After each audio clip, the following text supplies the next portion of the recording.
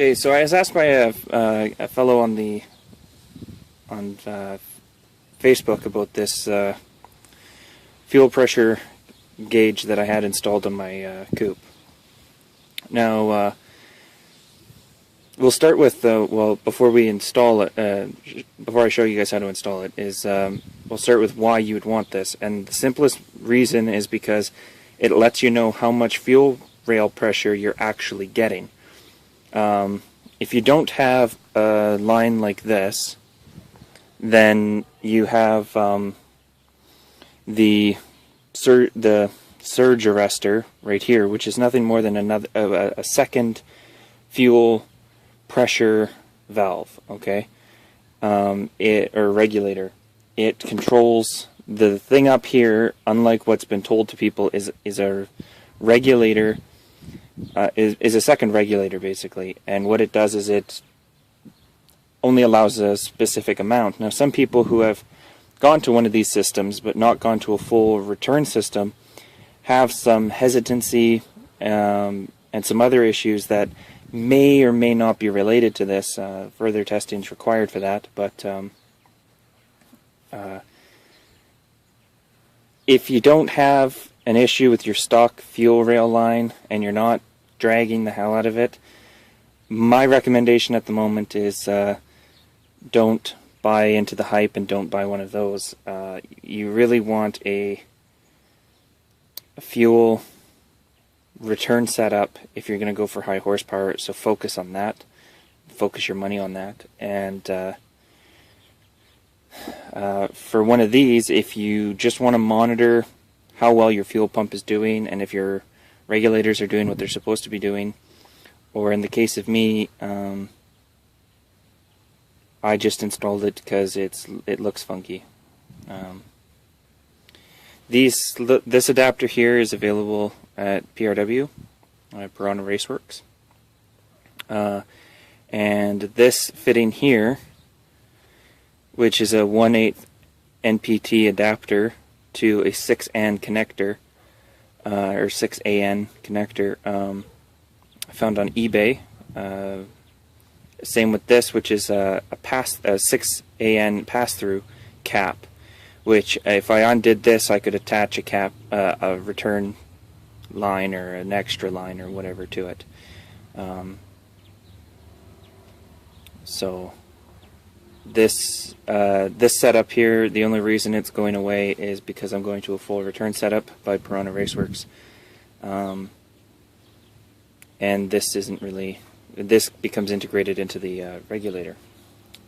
So if you're looking at your fuel rail,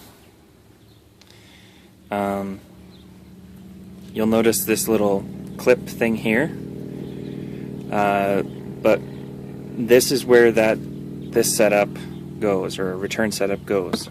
Okay, this clip holds in a little plastic doohickey or plug. But before you get into that, you want to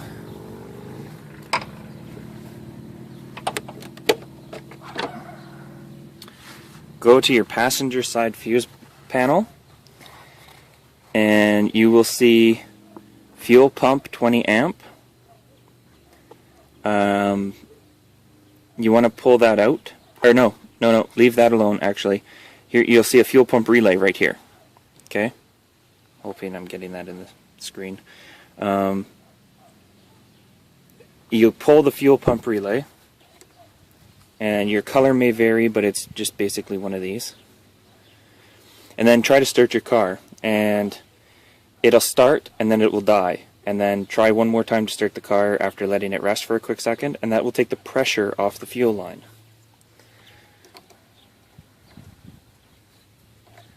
And when you get the pressure off the fuel line, then you can continue doing what you need to do, which is taking this plug out. Now, if you don't take the fuel pressure off, okay, you'll have about 60 psi spraying at you when you undo this. So that's why you do that. You do not unplug the injectors. You do not need to take this off. You can, because it's easier, but do not undo the injectors, okay? this is like this obviously because the engine is out of the car.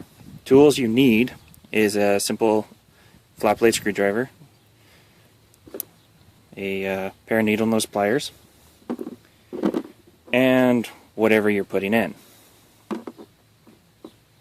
So all you do is put this like that and rotate it out a bit, and the spring clip will release. Take your needle nose pliers and some shop towel and simply pull the plug out.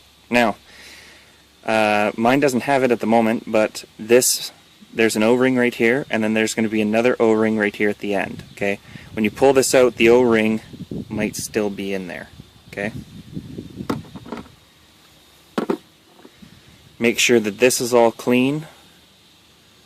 Put this in.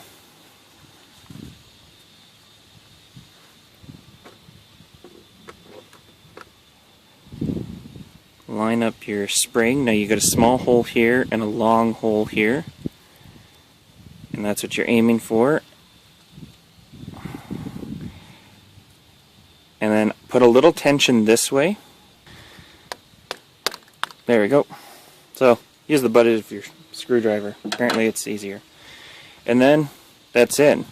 Now this will turn. Okay, but that's the purpose of the O-rings. They will keep it sealed.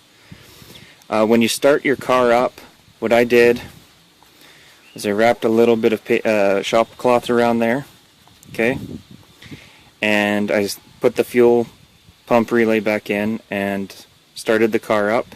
Look to see if this was damp before I undid it, and if this isn't damp, then just gently pull it out. Now you don't actually have to start the car, you only have to turn the key to get the fuel pump to prime. Okay? So it's easier to spot the leak and prevent any damages or anything like that if you only let it prime. Having a buddy help you do this is probably a really good idea too, because he'll be able to see and tell you to kill the or kick out the thing before it gets too much of a mess, whereas if you're doing it yourself, be a little bit more of a mess involved. So that's how you deal with that plug at the end of the fuel rail. Thanks for watching.